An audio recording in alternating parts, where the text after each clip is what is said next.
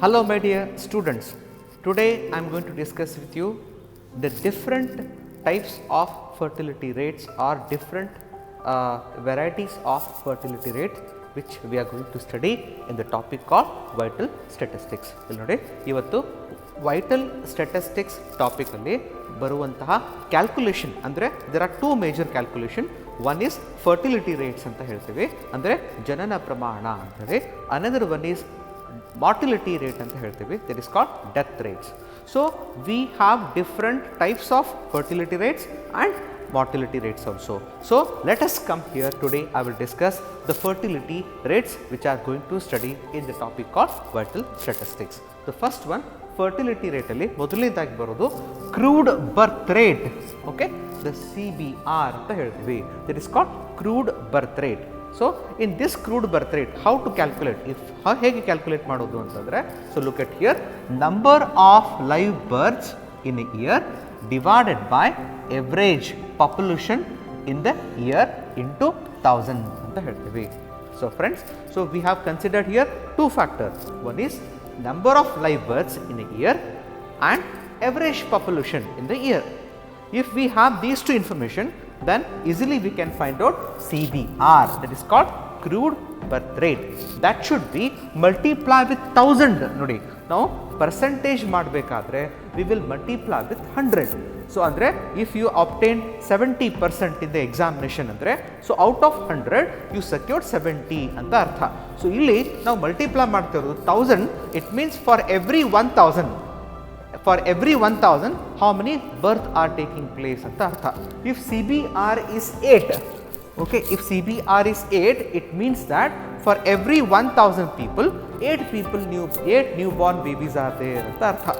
ಪ್ರತಿ ಒಂದು ಸಾವಿರ ಜನಸಂಖ್ಯೆ ಇದೆ ಅಂದರೆ, ಸೊ 8 ಜನ ಬರ್ತ್ ಆಗಿದೆ ಅಂತ ಅರ್ಥ. So in this way we have to analyse. Therefore so we have multiply with 1000 ಅಂತ ಹೇಳ್ತೀವಿ.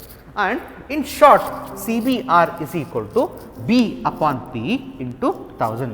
ಸೊ ಎಕ್ಸಾಮಲ್ಲಿ ನೀವು ಈ ಥರ ಕೂಡ ಬರಿಬೋದು ಅಥವಾ ಈ ಥರ ಕೂಡ ಬರಿಬೋದು. ಸೊ ಇಲ್ಲಿ B stands for what ಅಂತ ಬರೀಬೇಕು ಎಕ್ಸಾಮಲ್ಲಿ. So B is equal to number of live births in a year and P is equal to average population in the year. So friends, in this way we have to calculate crude birth rate ಅಂತ ಹೇಳ್ತೀವಿ. And second type ಯಾವುದು ಅಂದರೆ general fertility rate ಅಂತ ಹೇಳಿ. ನೋಡಿ, ಈ different methods ಆಗಲಿ ಟೈಪ್ಸ್ಗಳನ್ನಾಗಲಿ ಯಾಕೆ ಇಂಟ್ರೊಡ್ಯೂಸ್ ಮಾಡಿದ್ದಾರೆ ಅಂದರೆ, to overcome the demerits of crude birth rate. ಹಾಗಾದರೆ ಏನಿದೆ ಕ್ರೂಡ್ ಬರ್ತ್ ರೇಟಲ್ಲಿ?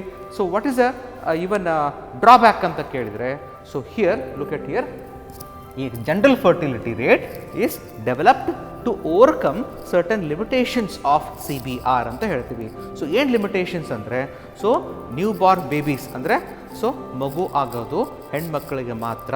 That to even for child bearing age ಅಂದರೆ, so we assume for 15 to 49 is child bearing age. ಅಂದರೆ 15 ಏಜ್ಗಿಂತ ಕಡಿಮೆ ಇರುವಂತಹ ಹೆಣ್ಮಕ್ಕಳಲ್ಲಿ ಕೂಡ ಮಕ್ಕಳಾಗೋ ಚಾನ್ಸಸ್ ಇಲ್ಲ. ಸೊ ಹಾಗೆಯೇ 49 ಇಯರ್ಸ್ ಅಬೌವ್ ಆಗುವಂಥ ಹೆಣ್ಮಕ್ಳು ಕೂಡ ಮಕ್ಕಳು ಆಗುವಂಥ ಚಾನ್ಸಸ್ ಇಲ್ಲ. So child bearing age is 15 to 49. So we have to consider the female population of child bearing age rather than taking the entire population. ನೀವು ಎಲ್ಲ ಪಾಪ್ಯುಲೇಷನನ್ನು ಕನ್ಸಿಡರ್ ಮಾಡೋ ಬದಲು so child bearing age of woman population consider ಮಾಡಿದರೆ this will be the more scientific method ಅಂತ ಹೇಳ್ತಾರೆ. Therefore they come out with the second method called general fertility rate. So GFR is equal to, ನೋಡಿ, number of live berths during A year divided by total number of woman of child bearing age in the year multiply with 1000. ಅರ್ಥ ಆಯ್ತಾ? So here in short ಹೇಗೆ ಬರೀಬೋದು ಅಂದರೆ, GFR is equal to B upon summation FP. Okay, ಇಲ್ಲಿ ನೋಡಿ 49 ಇದೆ ಅಂದರೆ this is maximum and this is 15 minimum. So multiply with 1000. So friends, ಅರ್ಥ ಆಯ್ತಲ್ಲ? So GFR is more scientific method than the crude birth rate ಅಂತ ಹೇಳ್ಬೋದು. Okay, ನಾ the third birth rate is age specific fertility rate. ನೋಡಿ, ನಮಗೆ ಈಗ ಏನು ಬೇಕಾಗಿದೆ, 15 to 49 is a child bearing age of woman.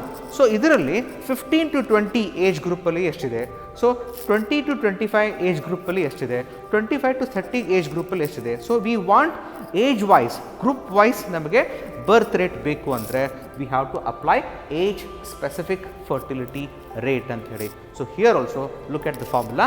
So ASFR is equal to number of live births in a specified age group in a year divided by total number of females in the age group in a year into 1000. ಅಂದರೆ ಆ particular age ಗ್ರೂಪ್ನಲ್ಲಿರುವಂತಹ ಮದರ್ಸಿಗೆ ಎಷ್ಟು ಮಕ್ಕಳಾಗಿದೆ ಮತ್ತು ಎಷ್ಟು ಜನ mothers ಇದ್ದಾರೆ, ಅಂದರೆ how many female populations are there, how many live births in specified age group. Specified age group ಅಂದರೆ 15 to 19 ಈ ಏಜ್ ಗ್ರೂಪ್ ಅಂತ ಹೇಳ್ತೀವಿ. Again 20 to 24 another age group. So ಹಾಗೆ ಈ ಏಜ್ ಗ್ರೂಪ್ಗಳಲ್ಲಿ ಎಷ್ಟು ಲೈವ್ ಬರ್ತ್ಸ್ ಆಗಿದೆ ಮತ್ತು ಎಷ್ಟು ಫೀಮೇಲ್ ಪಾಪ್ಯುಲೇಷನ್ ಇದೆ, ಇದರ ಸಹಾಯದಿಂದ ವಿ ವಿಲ್ ಕ್ಯಾಲ್ಕುಲೇಟ್ ASFR ಅಂತ ಹೇಳ್ತೀವಿ. Friends, look at here. So in GFR we consider the total female population of childbearing age, that is 15 to 49. But here we will consider from group wise 15 to 19, 20 to 24 ಈ ಥರ group wise ಎಷ್ಟಿದೆ ಅಂತೇಳಿ multiply with 1000. Okay, ನಾವು the last one is TFR ಅಂತ ಹೇಳ್ತೀವಿ, total fertility rate ಅಂತ ಹೇಳ್ತೀವಿ. So this fertility rate help us to compare the fertility rate from one city to another city. ನೋಡಿ, ಈಗ fertility rate ಜನನ ಪ್ರಮಾಣ we have to compare with other city, with other state, with other country. So ಹಾಗಾದ್ಮೇಲೆ so we have to develop one more fertility rate that is called TFR. In this it is help us to compare the fertility rate from one city to another city, from one location to another location. Therefore TFR is equal to 5 into summation, okay, ASFR ಅಂತ ಹೇಳ್ತೀವಿ. So ಇಲ್ಲಿ ಕೂಡ child bearing age consider ಮಾಡಿದ್ದೀವಿ. I is equal to 15, that is minimum age, and 49 is the maximum age of child bearing age ಅಂತ ಹೇಳ್ತೀವಿ. So friends, so this CBR considered only two factors, number of live births and the average population, right? So CBR, that is not so scientific method. Therefore we come out with one more method called GFR, general fertility rate. Here we compare the number of live births as well as we compare, or we have taken into consideration the woman of childbearing age. Only female population we consider. Therefore this is more scientific method than CBR. But ASFR ಅನ್ನು ಯಾಕೆ develop ಮಾಡಿದ್ರು ಅಂತಂದರೆ, when we want the fertility rate in a different age group, then we have developed age specific fertility rate. Okay, and when it compared to TFR ಅನ್ನು ಯಾಕೆ develop ಮಾಡಿದ್ರು sir ಅಂತಂದರೆ, so TFR is useful to compare the fertility rate of two different cities or two different countries or two different states. Friends, I hope all of you understood how to calculate the fertility rates. ಎಕ್ಸಾಮಲ್ಲಿ ನಿಮಗೆ ಇದರ base ಮೇಲೆ ಪ್ರಾಬ್ಲಮ್ಗಳನ್ನು design ಮಾಡ್ತಾರೆ. ಪ್ರಾಬ್ಲಮ್ಗಳನ್ನು design ಮಾಡಿದ್ಮೇಲೆ so ನೀವು ಮುಂಚಿತವಾಗಿ first one you should write the formula. ನಿಮಗೆ formula ಗೊತ್ತಿರಬೇಕು, and they may be some ask you some questions which are based on what is the difference between crude birth rate and GFR, what is the difference between GFR and ASFR, what is the difference between ASFR and TFR. ಇದ್ರ ಬಗ್ಗೆ differences ಅನ್ನು ಕೂಡ ನಿಮಗವರು ಕೇಳ್ಬೋದು.